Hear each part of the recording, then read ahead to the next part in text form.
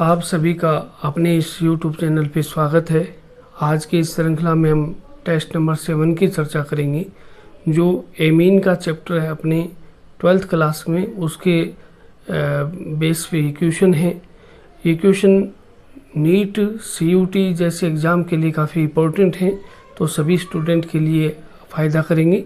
11th और 12th के student भी इस वीडियो को देख करके फ़ायदा ले सकते हैं। तो शुरू करते हैं आज का पहला क्वेश्चन। तो आज के पहले क्वेश्चन में देखिएगा, अपने पास है बेंजीन डाईएजोनियम। बेंजीन डाईएजोनियम, तो ये डाईएजोनियम है। तो बेंजीन डाईएजोनियम लवण जब फिनोल के साथ अभिक्रिया करता है तो एक रंजक बनता है। इस अभिक्रिया को हम क्या कहते हैं, ये अपने से पूछा है। तो इस अभिक्रिया में देखिएगा, जब बेंजीन डाईएजोनियम लवण या बेंजीन डाईएजोनियम क्लोराइड की अभिक्रिया हम फिनोल के साथ कराते हैं तो यहाँ पर युग्मन अभिक्रिया होती है, और ये युग्मन अभिक्रिया से यहाँ पर रंजक का निर्माण होता है। तो इस रिएक्शन को भी आप देख सकते हो, जैसे ये बेंजीन डाईएजोनियम क्लोराइड है, ये वाला बेंजीन डाईएजोनियम क्लोराइड है, इसकी अभिक्रिया हमने करवा दी किसके साथ, फिनोल के साथ। तो ये फिनोल के साथ यहाँ पर रिएक्शन हो रही है। अब आगे इसमें देखो क्या बनेगा, H और Cl यहाँ से रिमूव हो जाएगा, ठीक है। तो ये बेंजीन डाईएजोनियम क्लोराइड है, N2 है ही। तो यहाँ पर अपने देखें तो ये यहाँ पर बनने वाला है, ये नाइट्रोजन है, डबल बॉन्ड नाइट्रोजन, और ये यहाँ पर ऐसे मुख्य उत्पाद के रूप में अपने पास ये आ जाएगा, ठीक है। और इस यौगिक का नाम क्या होगा, तो इस यौगिक का नाम भी अपने को ध्यान रखना है। इस यौगिक का नाम होता है पैराहाइड्रोक्सी एजोबेंजीन। पैराहाइड्रोक्सी एजोबेंजीन ये इस यौगिक का नाम है। और ये कैसा रंजक है, इसका कलर कैसा आता है वो भी हम ध्यान रखेंगे। तो ये एक नारंगी कलर का रंजक है, ऑरेंज कलर का रंजक है। तो ये नारंगी कलर का एक रंजक होता है, ये भी अपने को ध्यान में रखना है। देखिएगा, न्यूनतम पीकेबी वाला एमीन है। पीकेबी वैल्यू जो है वो क्षारीय प्रकृति को बताता है। क्षारीय प्रकृति और पीकेबी वैल्यू में व्युत्क्रमानुपाती का संबंध होता है। क्षारीय प्रकृति है वो व्युत्क्रमानुपाती होता है पीकेबी वैल्यू के, यानी जिसकी क्षारीय प्रकृति कम होगी उसका पीकेबी वैल्यू ज़्यादा होगा, और जिसकी क्षारीय प्रकृति ज़्यादा होगी उसका पीकेबी वैल्यू कम होगा। तो यहाँ पर इस क्वेश्चन में अपने को पूछा है कि न्यूनतम पीकेबी वैल्यू बतानी है। तो न्यूनतम पीकेबी वैल्यू कौन से एमीन की होगी, वह एमीन होगा जिसकी क्षारीय प्रकृति ज़्यादा है, उसकी न्यूनतम पीकेबी वैल्यू होगी। तो यहाँ पर जो ये एमीन अपने को दिए हुए हैं, देखो एक तो अपने को ये ध्यान रखना है कि ये एरोमेटिक एमीन है। एरोमेटिक एमीन की क्षारीय प्रकृति एलिफेटिक एमीन से कम होती है, तो ये तो सबसे डाउन में जाने वाला है। और इनमें सबसे न्यूनतम जो है, यानी क्षारीय प्रकृति में सबसे कम जो है वो तो ये आ गया अपना एनिलीन आ गया। लेकिन यहाँ पर पीकेबी वैल्यू पूछा है, तो पीकेबी वैल्यू सबसे ज़्यादा होने वाली है इस 2 डिग्री एलिफेटिक एमीन की। और फिर भी हम इनकी पीकेबी वैल्यू को अगर चेक करें तो यहाँ पर पीकेबी वैल्यू इसकी सबसे न्यूनतम है, सबसे कम है। इसकी पीकेबी वैल्यू होती है 3.27। इसकी पीकेबी वैल्यू होती है 3.38, और इसकी पीकेबी वैल्यू होती है 4.22। इसकी पीकेबी वैल्यू होती है 9.38। तो ये हमने सभी यौगिकों की पीकेबी वैल्यू को यहाँ पर मेंशन कर दिया है। तो यहाँ से हम इसको फाइंड आउट कर सकते हैं कि सबसे कम पीकेबी वैल्यू है वो हमें दिखाई दे रही है कि ये जो यौगिक है इस यौगिक की है, और ये यौगिक सबसे ज़्यादा क्षारीय प्रकृति रखता है। तो जिसका पीकेबी सबसे कम है, सबसे कम पीकेबी वैल्यू है, वो क्या हो जाएगा, अधिक क्षारीय हो जाएगा। इस संबंध से हम ध्यान में रख लेंगे। नेक्स्ट देखो, ट्राई एथाइल एमीन में नाइट्रोजन की संकरण अवस्था है। देखो ट्राई मेथाइल एमीन के अंदर नाइट्रोजन है, उसकी संकरण अवस्था क्या है ये अपने को बताना है। तो ट्राई मेथाइल एमीन के अंदर संकरण कैसे आएगा, देखो ट्राई मेथाइल एमीन की ये स्ट्रक्चर हम ऐसे ड्रॉ करते हैं। तो नाइट्रोजन पर एक लोन पेयर ऑफ इलेक्ट्रॉन होता है और ये यहाँ पर ऐसे 3 मेथाइल ग्रुप इस पे लगे हुए होते हैं। ठीक है, अब ये जो नाइट्रोजन है, इस नाइट्रोजन पर lone pair plus bond pair की वैल्यू हम देखें तो lone pair plus bond pair, तो लोन पेयर और बॉन्ड पेयर की वैल्यू यहाँ पर देखिएगा। तो लोन पेयर कितने हैं, 1 है। बॉन्ड पेयर कितना है, बॉन्ड पेयर यहाँ पर ये जो मेथाइल ग्रुप लगे हुए हैं ये 3 है। तो टोटल वैल्यू आ गई 4, और टोटल वैल्यू जब 4 होती है तो यहाँ पर sp3 संकरण होता है। तो यहाँ पर कौन सा संकरण आ जाएगा, नाइट्रोजन का संकरण आ जाएगा sp3। फिर उसके बाद देखो जलीय विलयन में सर्वाधिक क्षारीय प्रबलता दर्शाने वाला यौगिक है। तो देखो जलीय विलयन के अंदर क्षारीय प्रबलता हम यूँ कह सकते हैं कि एक तरह से pKb वैल्यू को ही बताना है, यानी pKb वैल्यू और क्षारीय प्रकृति में व्युत्क्रमानुपाती का संबंध होता है। तो क्षारीय प्रकृति जो है, क्षारीय प्रकृति अगर अपने को बतानी है तो इसका सही मान जो है या इसका सही पैमाना जो है वो pKb वैल्यू ही होता है। तो ये pKb वैल्यू पे डिपेंड क्वेश्चन है। तो इसमें देखो अमोनिया की क्षारीय प्रकृति कम होती है, एलिफेटिक एमीन की क्षारीय प्रकृति ज़्यादा होती है। तो एलिफेटिक इन सब की ज़्यादा होगी, अमोनिया की वैसे ही कम है। और यहाँ अगर हम देखें तो ये 2 डिग्री जो है, इस 2 डिग्री की ये अपने क्षारीय प्रकृति सबसे ज़्यादा होती है। तो यहाँ जो इनका सीक्वेंस बनेगा यानी सबसे ज़्यादा क्षारीय प्रकृति वाला ये यौगिक है।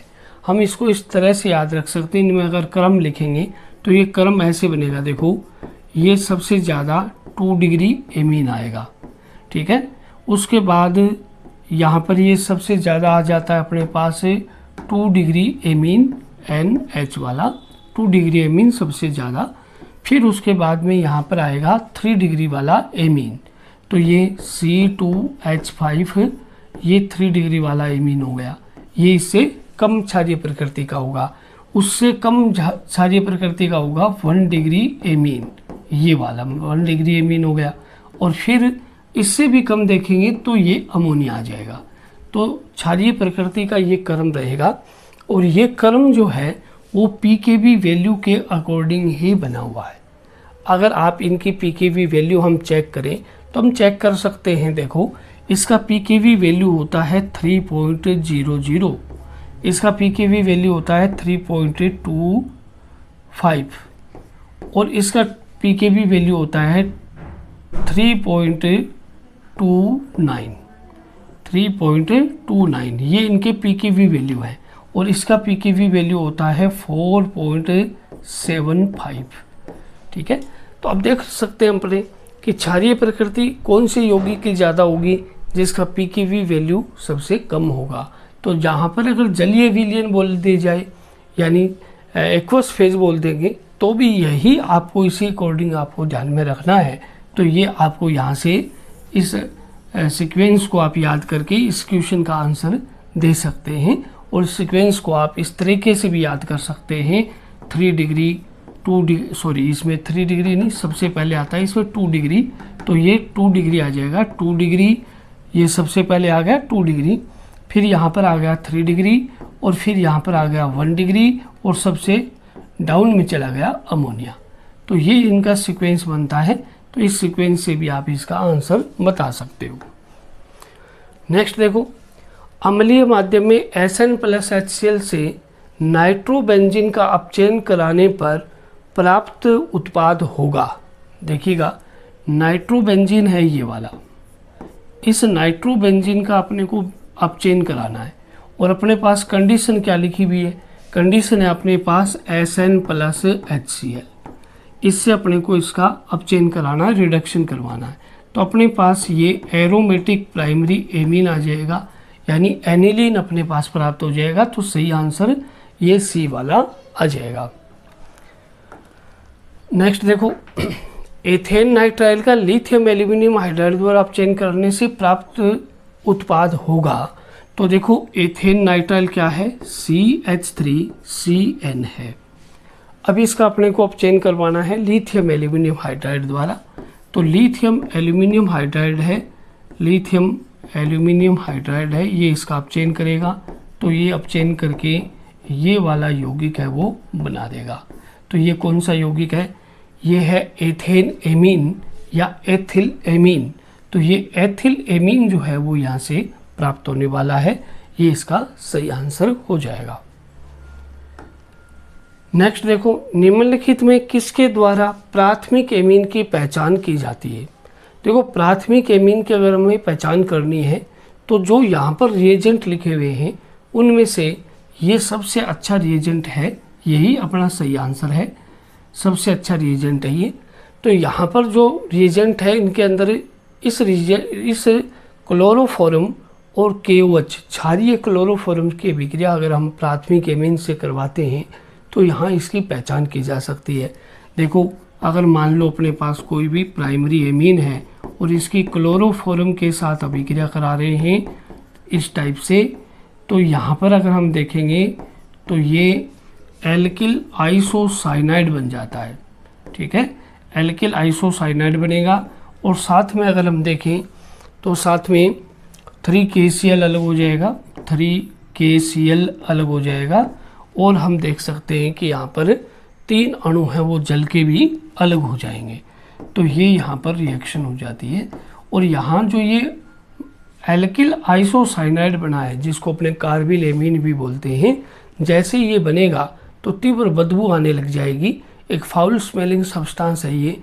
तो तीव्र बदबू आने से यहाँ पर अपने को पहचान हो जाएगी कि जो यहाँ एमीन लिया गया है वो प्राइमरी एमीन है, प्राथमिक एमीन है। तो इस रिएक्शन से हम पहचान कर सकते हैं कि यहाँ पर कौन सा एमीन यहाँ पर अगर आ रहा है, प्राइमरी एमीन, प्राथमिक एमीन अगर ये आएगा तो ये रिएक्शन शो होगी। द्वितीयक और तृतीयक एमीन ये रिएक्शन शो नहीं करते हैं। तो इस रिएक्शन को कार्बिल एमीन अभिक्रिया या हम आइसोसाइनाइड फ्रिक्शन भी इस रिएक्शन को कहते हैं। तो ये ध्यान रखेंगे, इसका सही आंसर ये सी हो जाएगा। नेक्स्ट देखो, रक्तचाप बढ़ाने के लिए आवश्यक जैव सक्रिय यौगिक कौन से हैं। तो हमें ये देखना है कि आवश्यक जैव सक्रिय यौगिक जो रक्तचाप ब्लड प्रेशर को बढ़ाने में यूज होते हैं, तो ये यहाँ पर होते हैं एड्रेनलिन और इम्फेड्रिन। तो एड्रेनलिन और इम्फेड्रिन इनका उपयोग ब्लड प्रेशर को बढ़ाने में, रक्तचाप को बढ़ाने में किया जाता है। तो इसका सही आंसर आ जाएगा बी वाला। उसके बाद देखो, एड्रेनलिन व इम्फेड्रिन में किस प्रकार के एमीन्स हैं या कौन से प्रकार के एमीन हैं या इनके अंदर कौन से प्रकार का एमीन समूह उपस्थित होता है। तो यहाँ पर हम देखेंगे कि ये द्वितीयक एमीन समूह उपस्थित होता है इनके अंदर, इनमें द्वितीयक एमीन समूह पाया जाता है। फिर देखो, बेनेड्रिल में कौन सा एमीन समूह पाया जाता है। तो बेनेड्रिल जो है उसके अंदर तृतीयक एमीन समूह पाया जाता है। टर्सरी एमिनो ग्रुप है वो इसके अंदर प्रेजेंट होता है और इसका यूज जो है वो प्रतिहिस्टेमीन के रूप में होता है। प्रतिहिस्टेमीन के रूप में इसका उपयोग किया जाता है। तो ये भी हम ध्यान में रखेंगे कि प्रतिहिस्टेमीन औषधि है ये, जिसके अंदर तृतीयक एमीन समूह उपस्थित होता है। दंत चिकित्सा में प्रयुक्त निषेचक नोवोकेन क्या है। तो दंत चिकित्सा के अंदर निषेचक यूज किया जा रहा है ये नोवोकेन, और ये एक तरह से संश्लेषित एमीन होता है। तो संश्लेषित एमीन का उपयोग यहाँ पर किया जाता है। फिर उसके बाद देखो, चतुष्क अमोनियम लवणों का उपयोग किस रूप में किया जाता है। तो चतुष्क अमोनियम लवण है, उनका उपयोग पृष्ठ सक्रियक के रूप में यहाँ पर किया जाता है। नेक्स्ट देखो, ट्राईमेथाइल एमीन में बंद कोण लगभग कितना होता है। तो देखिएगा, ट्राईमेथाइल एमीन के अंदर ये ट्राईमेथाइल एमीन की स्ट्रक्चर है। तो इसमें ये लोन पेयर ऑफ इलेक्ट्रॉन है और ये यहाँ पर 3 मेथाइल ग्रुप है। ये 3 मेथाइल ग्रुप ऐसे लगे हुए हैं। तो इसमें अपने को पूछा है कि ये जो बंद कोण है वो बंद कोण कितना होता है, तो ये यहाँ पर 108 डिग्री के लगभग है, 108 डिग्री हम मानते हैं, तो ये इसका आंसर सही हो जाएगा। यहाँ पर एक छोटा क्वेश्चन आप और भी ध्यान में रखें कि ये जो बंद कोण है ये चतुष्फलकीय बंद कोण से थोड़ा सा कम है, चतुष्फलकीय बंद कोण से ये कम है। इसका रीजन क्या है? इसका रीजन ये है कि नाइट्रोजन पर जो लोन पेयर है इसकी वजह से लोन पेयर बॉन्ड पेयर में प्रतिकर्षण लगता है। तो ये जो नाइट्रोजन का लोन पेयर है यानी नाइट्रोजन पर लोन पेयर की उपस्थिति है उसकी वजह से लोन पेयर और बॉन्ड पेयर में प्रतिकर्षण लगता है और उस वजह से इसका जो बॉन्ड एंगल है, बंद कोण है, वो चतुष्फलकीय बंद कोण से कम है। नेक्स्ट देखो, डाई एजोनियम लवण। डाई एजोनियम लवण, ये डाई एजोनियम शब्द है, डाई एजोनियम। डाई एजोनियम लवण मुख्यतः किसके संश्लेषण में प्रयुक्त होते हैं? तो देखो इन सभी यौगिकों में रंजक जो है डाइज बनाने में, डाई यानी कलर बनाने में, रंजक बनाने में इनका उपयोग किया जाता है। बाकी तो इसमें देखें एस्टर है, एल्केन है, ये इससे नहीं बनते, रंजक ही इससे बन सकते हैं, तो ये रंजक बनाने में उपयोगी है। फिर उसके बाद देखो, एथिल एमीन की नाइट्रस अम्ल के साथ अभिक्रिया में निकलने वाली गैस है। जब हम एथिल एमीन की रिएक्शन करवाते हैं, देखिएगा ये एथिल एमीन है, इस एथिल एमीन की हम रिएक्शन करवा रहे हैं किसके साथ? नाइट्रस अम्ल के साथ। तो ये मान लीजिए अपना नाइट्रस अम्ल है, इस टाइप से ऐसे हमने नाइट्रस अम्ल यहाँ पर शो किया है। तो इसकी रिएक्शन में देखो कौन सी गैस निकलेगी, तो यहाँ से इस बॉन्ड को हम ब्रेक करते हैं, यहाँ से इस बॉन्ड को ब्रेक करेंगे तो देखो N2 गैस यहाँ पर निकलेगी। क्या क्या बनने वाला है? देखो C2H5OH, ये वाला इधर वाला, ठीक है, C2H5OH बनेगा। साथ में क्या बनेगा? N2 गैस निकलेगी और साथ में यहाँ पर बन रहा है H2O, ठीक है। तो इस समीकरण के अकॉर्डिंग अपने देखें तो यहाँ पर ये जो N2 है ये यहाँ गैसीय प्रोडक्ट है, तो ये यहाँ ऑप्शन बी अपना जो है वो सही हो जाएगा। तो ये आज की क्लास के जितने भी क्वेश्चन हैं आपको समझ में आए होंगे, आपके कॉन्सेप्ट क्लियर हुए होंगे। आपको अगर वीडियो अच्छा लगा है तो उसको लाइक करें, शेयर करें, कमेंट करें और चैनल पर नए हो तो चैनल को सब्सक्राइब करें। Thank you.